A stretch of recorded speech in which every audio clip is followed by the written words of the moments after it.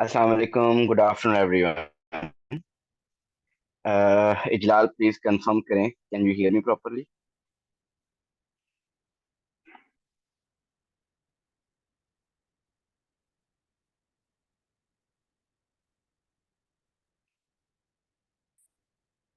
Hello, Amina, Rida, please confirm करें. Can you hear me?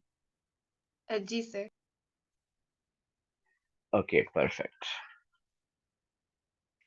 Okay, जी, differentiation में yesterday we did increasing and decreasing function, and we saw that if the function is increasing, it means the f prime of x will be positive, will be greater than 0. And if the function is decreasing, then f prime of x will be less than 0. Okay, next is equation of tangent.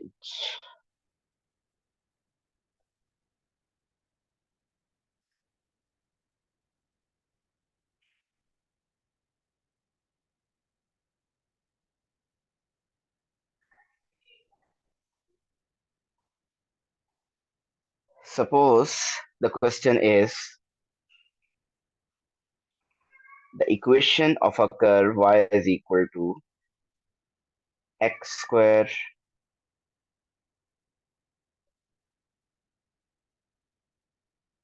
plus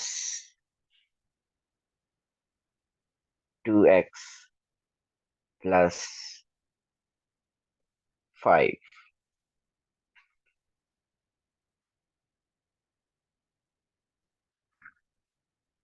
ये curve है, कुछ इस तरीके से curve है।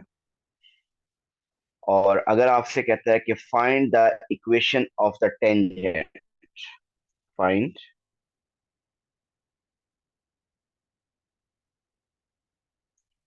equation of tangent to the curve at x is equal to say 1. Suppose यहाँ पे this is ये आपका x कोऑर्डिनेट यहाँ पे 1 है, से this is x axis and y axis, और सपोज ये आपका x इक्वल टू 1 है, तो ये x इक्वल टू 1, इस x इज इक्वल टू 1 पे जो टेंजेंट बनेगा, टेंजेंट कुछ ऐसा होगा, x इक्वल टू 1 पे this is a tangent at x equal to 1। So curve पे x इक्वल टू 1 पे जो टेंजेंट होगा उस टेंजेंट की इक्वेशन फाइंड करनी है। तो देखिए टेंजेंट मीन एक स्ट्रेट लाइन है, और किसी भी स्ट्रेट लाइन का इक्वेशन फाइंड करने के लिए आपको हेल्प चाहिए सिंपली कोऑर्डिनेट ज्योमेट्री की। मीन कोऑर्डिनेट ज्योमेट्री में आपने या तो y is equal to m x plus c use करेंगे, या आप यूज करेंगे y minus y one is equal to m into x minus x one. So y is equal to m x plus c use करें, या y minus y one is equal to m into x minus x one use करें, you need gradient of this tangent. और हमने इस topic में ये पढ़ लिया है अभी तक डिफरेंशिएशन टॉपिक में कि टेंजेंट का ग्रेडियंट डिफरेंशिएशन से आपको मिलता है। तो जब भी इक्वेशन ऑफ टेंजेंट की बात करेगा तो आप समझ जाएंगे कि टॉपिक डिफरेंशिएशन है, क्योंकि टेंजेंट का ग्रेडियंट डिफरेंशिएशन से आपको मिलेगा। So let's start that. So the first thing हमने क्या करनी है, इस y is equal to x square plus 2x plus 5 इसको डिफरेंशिएट करेंगे। We will get dy by dx is equal to differentiation of x square is 2x and the differentiation of 2x is 2. अब ये जो dy by dx represent करता है, ये equation, ये gradient of tangent को रिप्रेजेंट करता है। तो अगर आपने ग्रेडियंट फाइंड करना है एट x इक्वल टू 1, तो आप x क्या पुट कर दें यहाँ पे 1।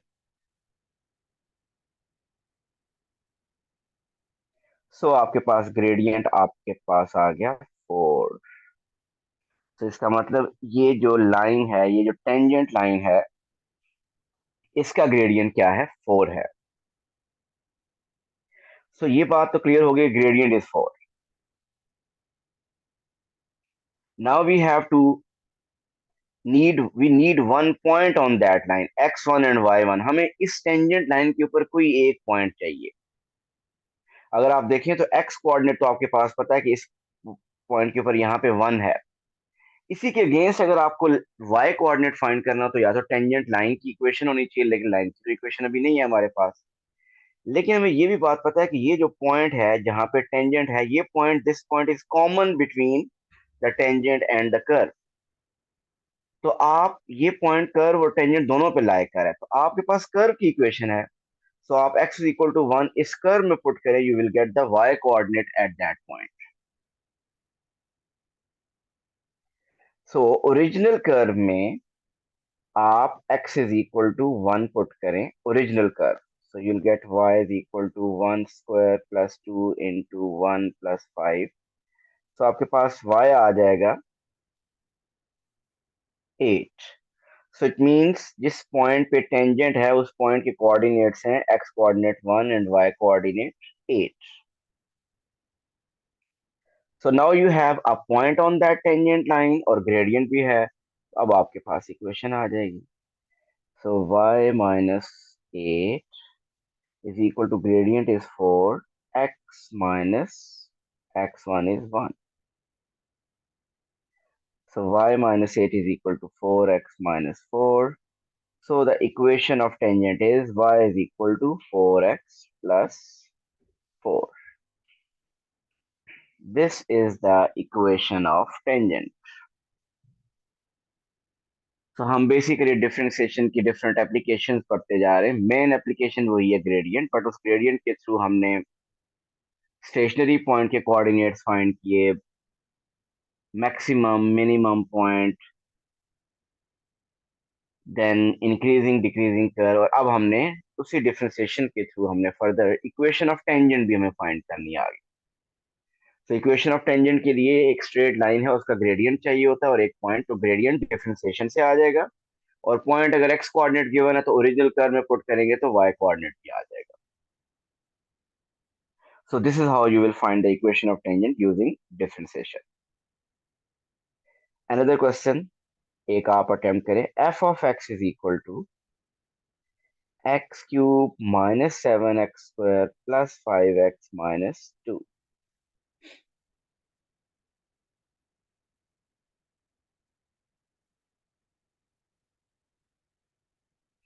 Find the equation of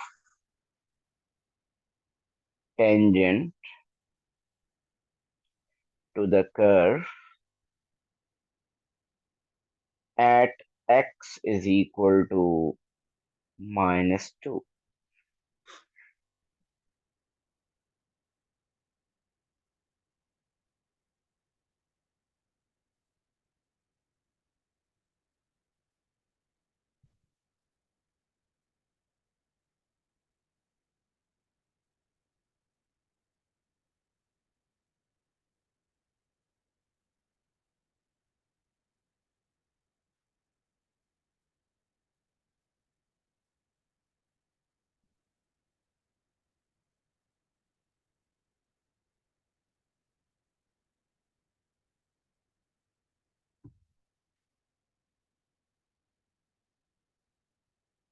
So equation of tangent के लिए हमें ग्रेडियंट चाहिए, तो सबसे पहले जो f ऑफ x है उसको डिफरेंशिएट कीजिए।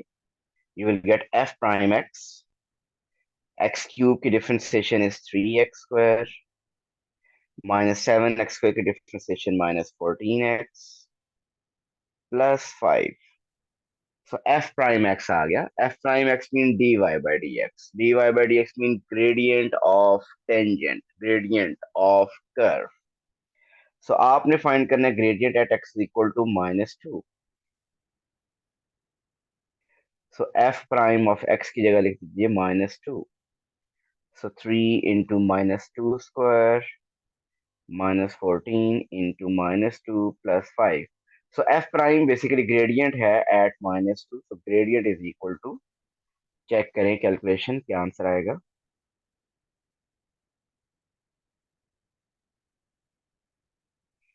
आई think 45।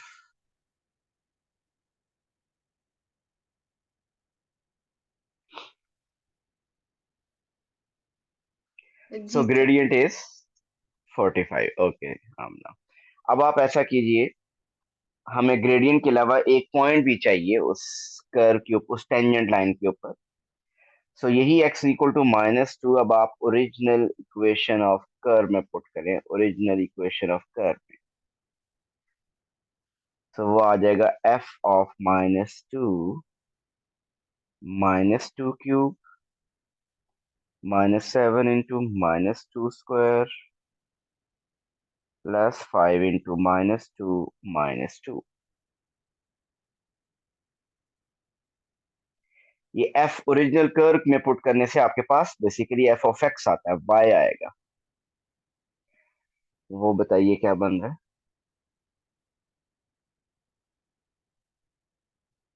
Sir mine -40 -40 48 -48. So the point is x coordinate is -2, y coordinate is -48.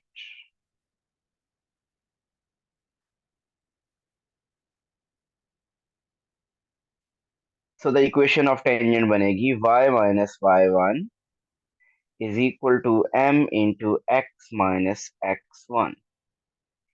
So y minus y1 mean y coordinate is -48, so that will become +48.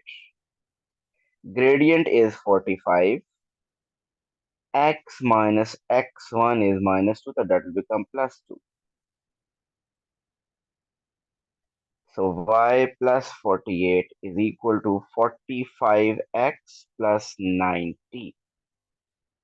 Hence, the final equation is y is equal to 45x plus 90 minus 48 is 42.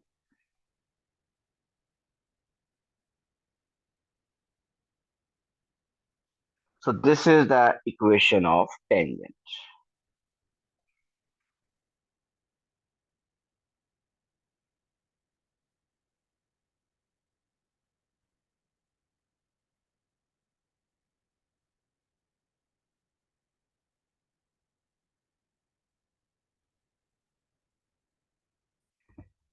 Okay जी, next आता है equation of normal.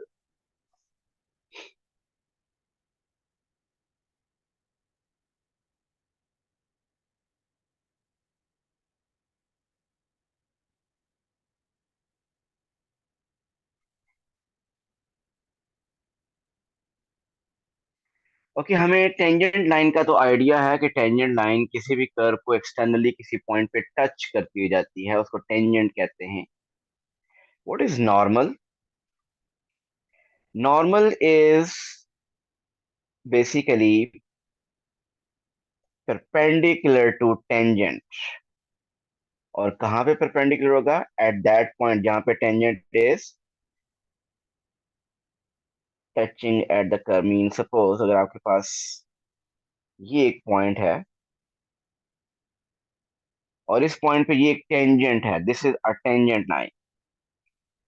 सो एक ऐसी line जो इस tangent के perpendicular हो और वो पास करे उसी कर्व को उसी पॉइंट से जहां पे टेंजेंट मीट कर रही है कर्व के साथ, and the angle is normal. So this line is called tangent and this is called normal. So tangent और नॉर्मल दोनों कर्व को एक ही पॉइंट से क्रॉस करते हैं। तो अगर आपको इस कर्व का ग्रेडियंट, इस कर्व के ऊपर इक्वेशन ऑफ नॉर्मल फाइंड करनी है, तो क्या चेंज आएगा? इक्वेशन ऑफ नॉर्मल फाइंड करने के लिए आपको भी ग्रेडियंट चाहिए और एक पॉइंट चाहिए। सो ग्रेडियंट कैसे फाइंड करेंगे? जो डिफरेंशिएशन के थ्रू आप ग्रेडियंट फाइंड करेंगे वो टेंजेंट का ग्रेडियंट होगा। और हमें पता है कि टेंजेंट एंड नॉर्मल में क्या रिलेशन है, दे आर परपेंडिकुलर। और कोऑर्डिनेट ज्योमेट्री में हमने किया था कि अगर टू लाइंस परपेंडिकुलर हों तो उनके ग्रेडियंट एक दूसरे का नेगेटिव रेसिप्रोकल होते हैं। सो जो टेंजेंट का ग्रेडियंट आएगा उसका जस्ट आप नेगेटिव रेसिप्रोकल लेंगे तो आपके पास नॉर्मल का ग्रेडियंट आ जाएगा। और जब आपके पास नॉर्मल का ग्रेडियंट आ जाएगा तो पॉइंट आप कौन सा यूज करेंगे? क्योंकि पॉइंट तो सेम पॉइंट है, उसी पॉइंट से कर्व भी पास हो रही है, उसी पॉइंट से टेंजेंट, उसी पॉइंट से नॉर्मल, तो सेम पॉइंट यूज करेंगे। सपोज आपके पास हो y is equal to x square plus 2x plus 3। Okay, एक minute. X square plus 3x plus 4। So हमें फाइंड करनी है equation of normal at x is equal to 2।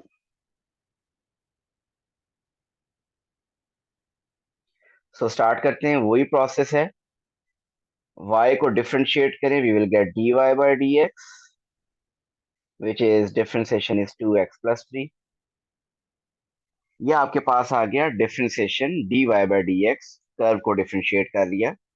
अब आप इस कर्व में x is equal to 2 put करेंगे तो आपके पास ग्रेडियंट आ जाएगा। 2 टाइम्स 2 इज 4, 4 प्लस 3 इज 7। और याद रखिए ये जो डिफरेंशिएशन के थ्रू ग्रेडियंट आता है ये टेंजेंट का ग्रेडियंट होता है। तो ऐसा कर ले तो मैं m ग्रेडियंट के साथ t लिख देता हूँ। दिस शोज कि this is gradient of tangent. So अगर टेंजेंट का ग्रेडियंट 7 है then what will be the gradient of normal. So gradient of normal m n में इसको लिख देता हूँ। So gradient of normal will be negative reciprocal. So 7 का negative reciprocal sign change करें और रेसिप्रोकल करें तो -1/7 नेगेटिव रेसिप्रोकल। तो आपके पास इस नॉर्मल का ग्रेडियंट पता चल गया। तो अगर आपने नॉर्मल की इक्वेशन फाइंड करनी है तो एक पॉइंट भी चाहिए। पॉइंट वही यूज किया जा सकता है जो टेंजेंट की इक्वेशन फाइंड करने के लिए यूज करते हैं, क्योंकि वो जो बेसिकली पॉइंट है वो कर्व के लिए, टेंजेंट के लिए, नॉर्मल के लिए, सब के लिए कॉमन है। तो आप ऐसा कीजिए, x is equal to 2 original curve में पुट करें तो you will get y is equal to 2 square plus 3 into 2 plus 4।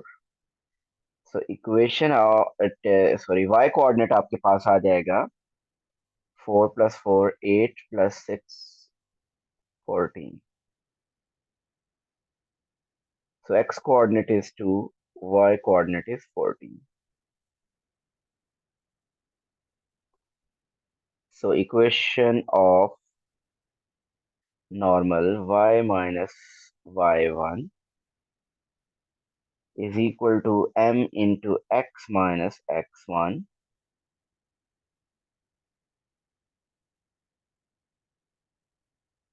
y coordinate is 14, gradient is -1/7, x minus x1 is 2।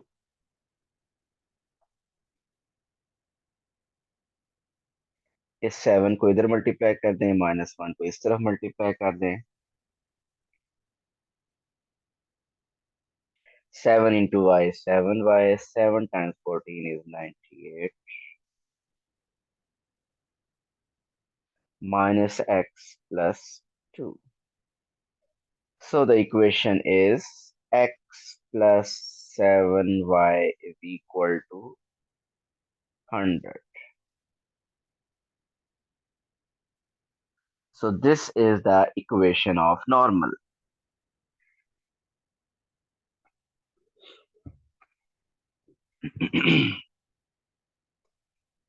So अगर आप मेजर डिफरेंस देखें इक्वेशन ऑफ टेंजेंट और equation of normal में, कि यहाँ पे ग्रेडियंट की जगह अगर आपने नॉर्मल का ग्रेडियंट पुट कर दिया तो नॉर्मल की इक्वेशन आ जाएगी, और टेंजेंट का ग्रेडियंट पुट कर दिया तो टेंजेंट की इक्वेशन आ जाएगी। पॉइंट्स तो नॉर्मल और टेंजेंट दोनों के लिए सेम होते हैं। ओके, एक क्वेश्चन आप अटेम्प्ट कीजिए।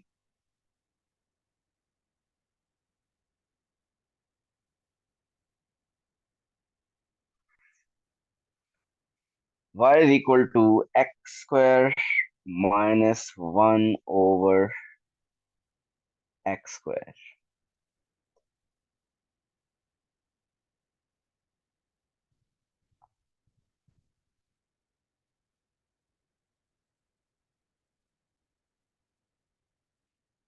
Find the equation of normal at x is equal to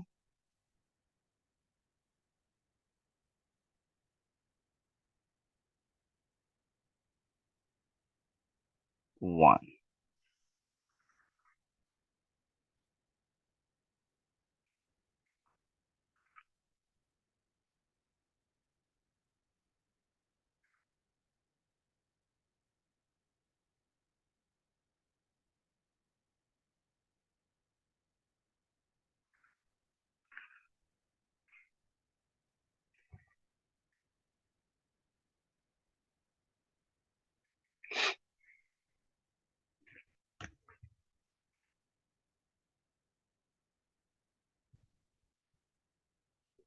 differentiate कीजिए, ग्रेडियंट फाइंड करें टेंजेंट का, उसका नेगेटिव प्लस रेसिप्रोकल ले, ग्रेडियंट आ जाएगा नॉर्मल का। पॉइंट फाइंड करने के लिए ओरिजिनल कर्व में x इक्वल टू 1 पुट करें।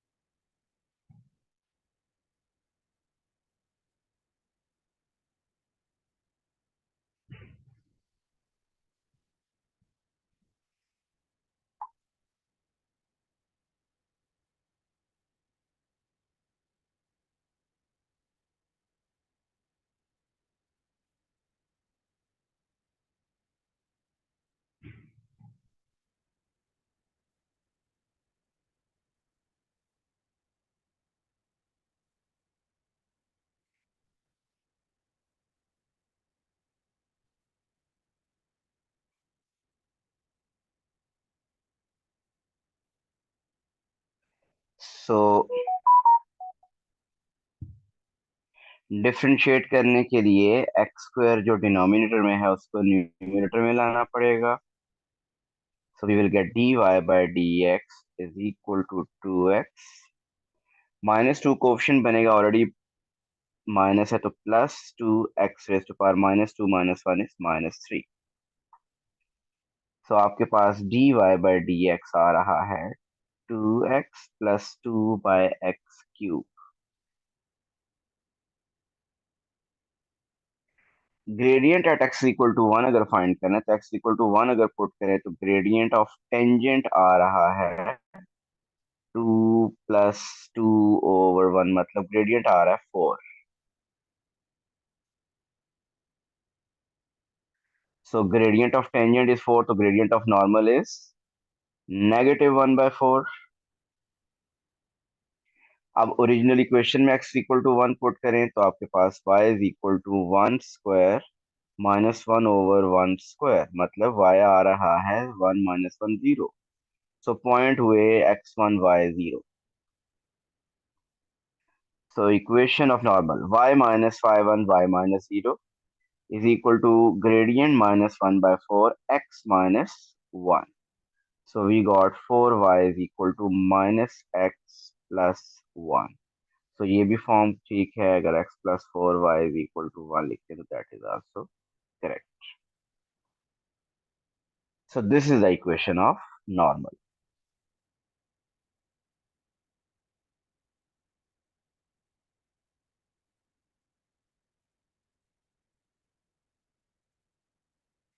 जी, इक्वेशन ऑफ नॉर्मल और equation of tangent I hope ये क्लियर होगी। जी सर।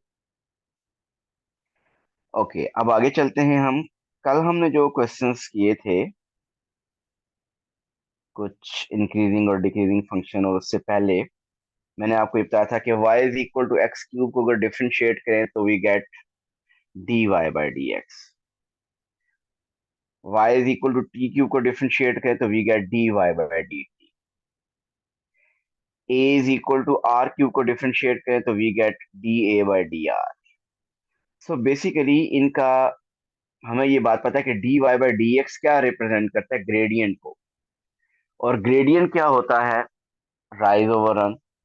ग्रेडियंट को हम कहते हैं basically rate of change, basically rate of change. So dy by dx को we can say it's a rate of change of y with respect to x. जब आपके पास लिखा हो dy by dt, so this is the rate of change of y with respect to t. This is dx by dt mean rate of change of x with respect to t. dA by dr mean rate of change of a या rate of change of area with respect to radius. अगर कहीं लिखा हो dv by dt तो ये इसको हम कह सकते हैं rate of change of volume with respect to time. As अगर वो कुछ और चीज है, अगर सरफेस एरिया है suppose with respect to x, तो rate of change of surface area with respect to x. तो ये differentiation basically rate of change है. अगर रेट ऑफ चेंज आपका कोई क्वांटिटी में, रेट ऑफ चेंज दो तरह की हो सकते हैं कि किसी एक क्वांटिटी में इंक्रीज आ रहा हो या डिक्रीज आ रहा हो. तो अगर वो रेट ऑफ इंक्रीज हो, अगर मैं कहूं कि rate of increase of y with respect to x, इसका मतलब इसका आंसर क्या होगा, वो पॉजिटिव होगा. अगर वाई में जो रेट ऑफ चेंज है वो अगर इंक्रीज हो रहा है तो वो पॉजिटिव है, इसका मतलब वो इंक्रीज हो रहा है तो इसमें पॉजिटिव है. और अगर वो आपको कहा जाए कि rate of change of y is decreasing, mean y is decreasing at the rate, तो वाई इज डिक्रीजिंग का मतलब वो फिर d y by d x क्या होगा, वो नेगेटिव होगा. तो d y by d x rate of change of y with respect to x होता है, लेकिन वो रेट ऑफ चेंज आपका इंक्रीजिंग भी हो सकता है और डिक्रीजिंग भी हो सकता है. Increasing mean positive, decreasing mean negative. तो जहां पे स्टेशनरी वैल्यू की बात करेगा, अभी तक जितनी चीजें पढ़ ली हैं उसको बता रहा हूँ कि जहां पे स्टेशनरी वैल्यू की बात करेगा तो आप समझ जाएंगे टॉपिक डिफरेंशिएशन है, तो डिफरेंशिएट करके आपने जीरो पुट करना है. जब भी वेरिएशन की बात करेगा आपको कहेगा कि given that x can very, y can very, r can very, t can very, तो वहां आप समझ जाएंगे कि ये वेरिएशन है, ये रेट ऑफ चेंज की बात कर रहा है, ये भी टॉपिक डिफरेंशिएशन है. जहां ग्रेडियंट का जिक्र आएगा, जहां इक्वेशन ऑफ टेंजेंट की बात करेगा, इक्वेशन ऑफ नॉर्मल की बात करेगा, स्टेशनरी पॉइंट की बात करेगा, इंक्रीजिंग की बात करेगा, डिक्रीजिंग की बात करेगा, रेट ऑफ चेंज की बात करेगा, ये सब आपको हिंट्स मिल रहे होंगे कि दिस अ टॉपिक डिफरेंशिएशन. सो अब हम कुछ क्वेश्चंस करते हैं जो कि जिनका नॉर्मली पार्ट वन का ताल्लुक आपकी ओ लेवल के साथ होता है, लेकिन थोड़ा सा उन क्वेश्चंस का लेवल ओ लेवल के कंपैरेटिवली जरा डिफिकल्ट होता वो टॉपिक डिफरेंशिएशन है, लेकिन आपको वो बड़ा टफ टाइम दे रहे होते हैं ऐसे क्वेश्चंस. जरा ये देखिए.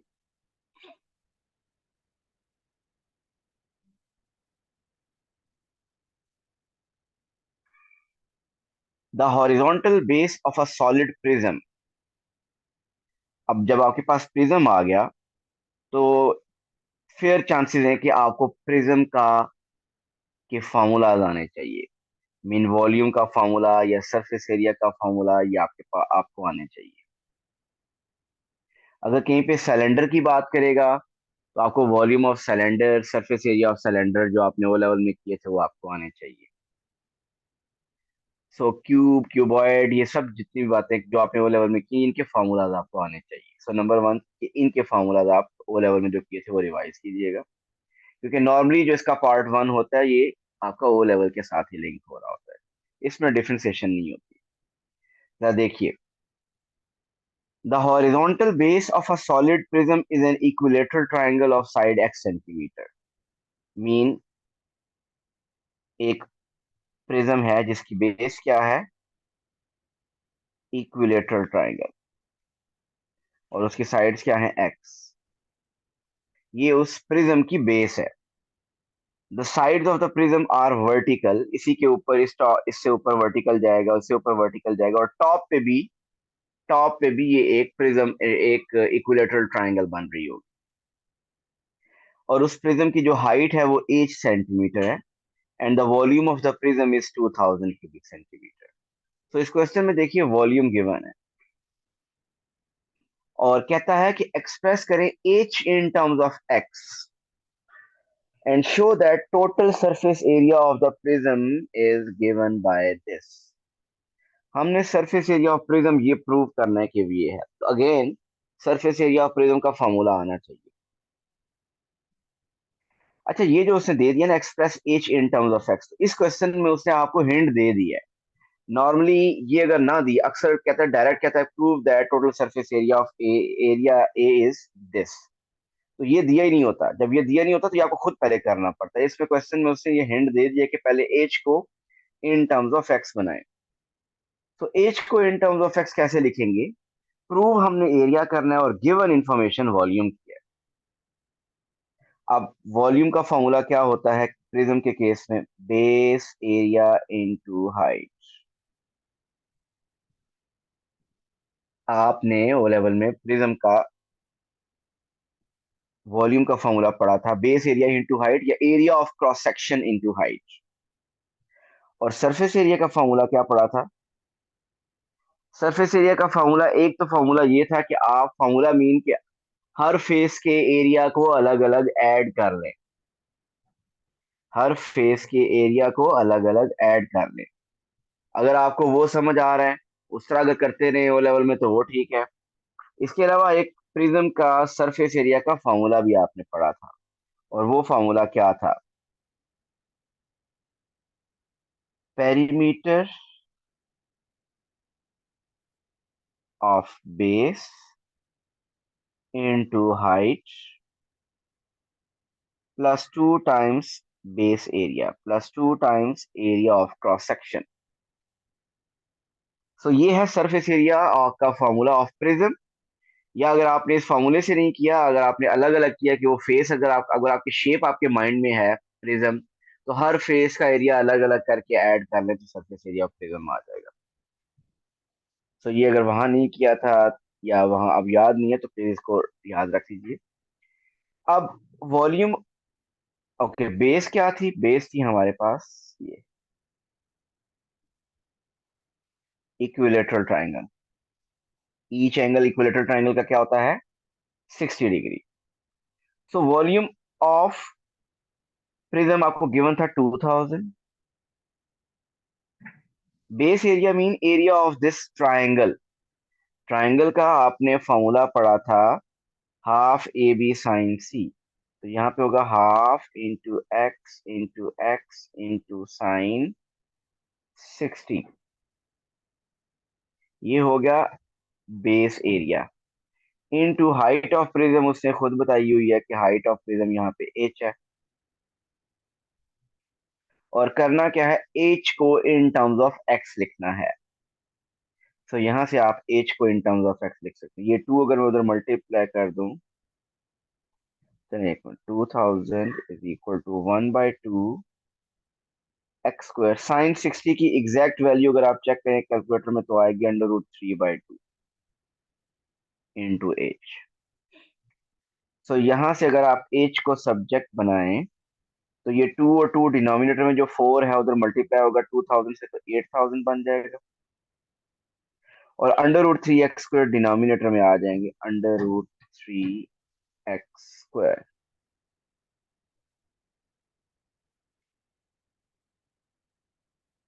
सो the first task is done कि write h in terms of x, वो हम लिख चुके हैं।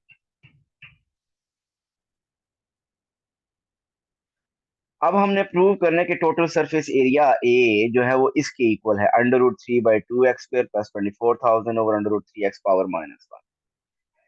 सो अब ये प्रूव करते हैं। So area is equal to, अगर आप यही फॉर्मूला यूज करना चाहते हैं जो मैंने लिखा है, पेरीमीटर ऑफ बेस, ये बेस है। तो आप देखिए इस बेस का पेरीमीटर क्या है? तीनों साइड्स का सम x+x+x mean 3x। So perimeter of base is 3x into height is h, 3x h हो गया, प्लस 2 टाइम्स बेस एरिया। अच्छा, बेस एरिया ऑलरेडी यहाँ पे भी किया हुआ है ये, और अगर मैं इसको फोकस करूं तो ये था आपका base area. Mean base area आपके पास ऑलरेडी आपने किया हुआ है 1/4 मीन √3/4 x स्क्वायर। तो +2 टाइम्स √3/4 एक्स स्क्वायर। ये आपने बेस एरिया ऑलरेडी यहाँ पे किया हुआ था, मैंने वहां से कॉपी किया। √3/4 एक्स स्क्वायर। अब देखिए जो प्रूव करना है, जो चीज हमें प्रूव करनी है उसके अंदर कंप्लीट वो इन टर्म्स ऑफ एक्स है, और हमारे पास जो आ रहा है वो इन टर्म्स ऑफ एक्स भी आ रहा है और एच भी आ रहा है। इसका मतलब ये एच रिमूव करना है, और ये एच कैसे रिमूव होगा, इसीलिए पहले एच को सब्जेक्ट उसने बनवाया था, तो आप ये यहाँ से रिमूव करें। तो अगर आपको वो एच सब्जेक्ट बनाने के लिए ना भी कहता तो भी आपको खुद बनाना पड़ता पहले, क्योंकि जो आपको प्रूव करना है वो इन टर्म्स ऑफ एक्स होना चाहिए ओनली। तो area is equal to 3x, h की जगह क्या लिख दिया, 8000 ओवर √3x², प्लस ये 2 और 4 कैंसिल, तो आपके पास आ गया √3/2x²। सो ये ऑलमोस्ट प्रूव हो चुका है कि एरिया इज इक्वल टू, पहले मैं वो लिखता हूँ, दूसरी टाइम पहले लिख लेता हूँ क्योंकि उसने ऑर्डर किया ऐसे किया, √3/2x² प्लस, इसको अगर आप देखिए तो एक x और एक x² कैंसिल हो जाएगा, नीचे x रह जाएगा, और 8000 इंटू 3 क्या बन जाएगा, 24,000 ओवर √3, और डिनोमिनेटर में एक x रह जाएगा क्योंकि एक x और एक x कैंसिल हो जाएंगे यहां से, और उस x को अगर आप न्यूमिनेटर में लेके आ जाएं तो ये x⁻⁻1 प्रूव। सो ऐसे क्वेश्चंस का नॉर्मली पार्ट 1 डिफिकल्ट होता है, लेकिन ये पार्ट 1 भी अगर आप देखें तो इसमें कहीं पे ए लेवल यूज नहीं होता, प्योर आपका ओ लेवल ही यूज होता है, उसका ही थोड़ा आप कह लें कि एक डिफिकल्ट वर्जन आ जाता है। सो आपने पार्ट 1 में प्रूव कर लिया कि area of the total surface area of the prism is √3/2x² plus 24/√3x⁻⁻1। अब देखते हैं इसका सेकंड पार्ट।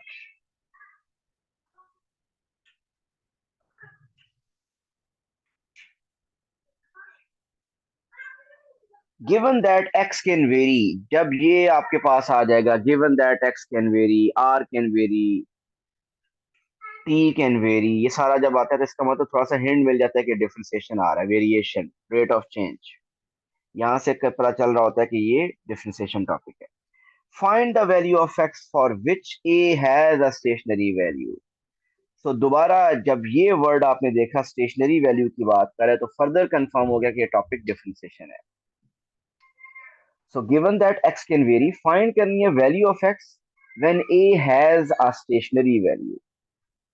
तो स्टेशनरी वैल्यू के लिए a has a stationary value, a अगर आप दोबारा कॉपी करें तो वो था कुछ I think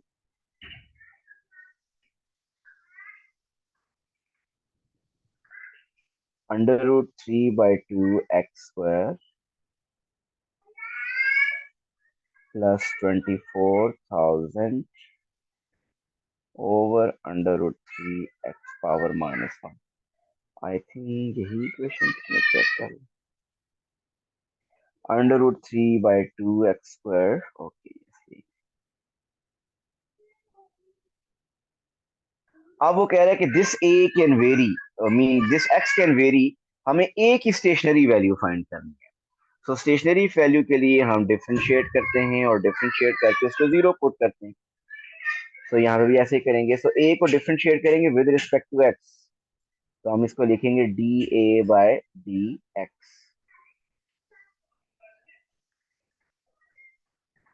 is equal to √3/2x² की डिफरेंशिएशन 2x है, तो वो 2 जब कोफिशिएंट बनेगा तो ऑलरेडी √3/2 के साथ 2 कैंसिल हो जाएगा, तो we will get √3x -1 power coefficient बनेगी, तो ये आएगा -24,000 ओवर √3 x⁻⁻1 इज -2। तो ये डिफरेंशिएशन वाला स्टेप कंप्लीट हो गया। सो स्टेशनरी वैल्यू के लिए हम dA/dx को क्या करेंगे, 0 पुट करेंगे। और अब आप इस इक्वेशन को सॉल्व करेंगे। इस इक्वेशन को सॉल्व करते हैं, under root 3x minus over under root 3 x power -2 denominator में गया तो x² आ गया। एलसीएम लें तो अंडर रूट 3 x² एलसीएम है, तो अंडर रूट 3 x² जब इससे मल्टीप्लाई होगा तो अंडर रूट 3 हो जाएगा 3, और x इंटू x² हो जाएगा x³ -24,000। अब अंडर रूट 3 x² 0 से मल्टीप्लाई होगा तो 0 ही आ जाएगा, सो 3x³ -24,000। So 3x cube is equal to 24,000. X cube is equal to 8,000. So अब आप क्यूब रूट लेंगे तो you will get x is equal to 20.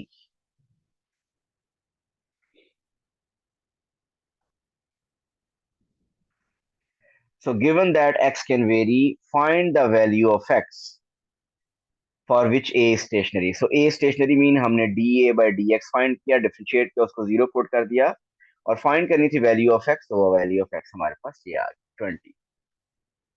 और अगर आपको कहता है कि find the stationary value of a, तो यही जो x इज इक्वल टू 20 आपके पास है, ये ओरिजिनल इक्वेशन में पुट करते तो उसके अगेंस्ट a फाइंड कर लेते। ये बेसिकली x कोऑर्डिनेट है, तो जहां पे a स्टेशनरी है वहां पे x इज 20, बट यहाँ पे क्वेश्चन ये कंप्लीट हो गया, उसने कहा था x इज 20। जी ये क्लियर है पार्ट 2 इसका।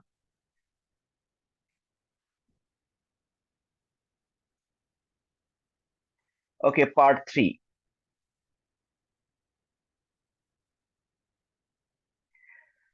पार्ट 3 देखिए, determine showing all necessary working the nature of this stationary value, nature of this stationary value। So nature कैसे चेक करते हैं, अभी तक जो चीज हमने पहले की वही हम कर रहे हैं। So nature of stationary value का मतलब ये है कि आपको सेकंड डेरिवेटिव टेस्ट चाहिए। ये आपके पास जो D A by d x आया हुआ है, इसको दोबारा डिफ्रेंशिएट कीजिए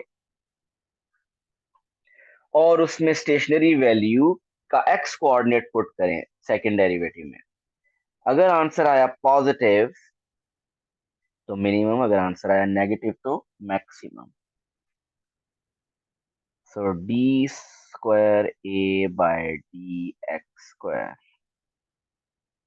इसको ऑलरेडी जो फर्स्ट डेरिवेटिव था उसको दोबारा डिफरेंशिएट करें तो अंडर रूट 3x की डिफरेंशिएशन अंडर रूट 3, और -2 को ऑप्शन बनेगा तो +2 into 24,000 is 48,000 over under root 3 x power -2 - 1 is x power -3। So आपके पास d² a बाय dx² आ चुका है under root 3 +48,000 over under root 3 x³। अब आप इसमें पुट कीजिए x is equal to 20। I think आपकी x कोऑर्डिनेट आया था 20, और इसका आंसर हर जगह क्योंकि नेगेटिव कहीं से नहीं बन रहा, जो भी आंसर अब आप चेक कर लें वो क्या आ रहा है, 20 पुट करें, आपका आंसर पॉजिटिव आ रहा है। आप इसमें वैल्यू आप चेक कर लीजिएगा क्या आ रही है। इसका आंसर आ रहा है ग्रेटर देन 0 आपका। सो ग्रेटर देन 0 का मतलब कि वो जो स्टेशनरी वैल्यू है वो है मिनिमम। तो nature of the stationary value उसने कहा था, तो नेचर इज मिनिमम।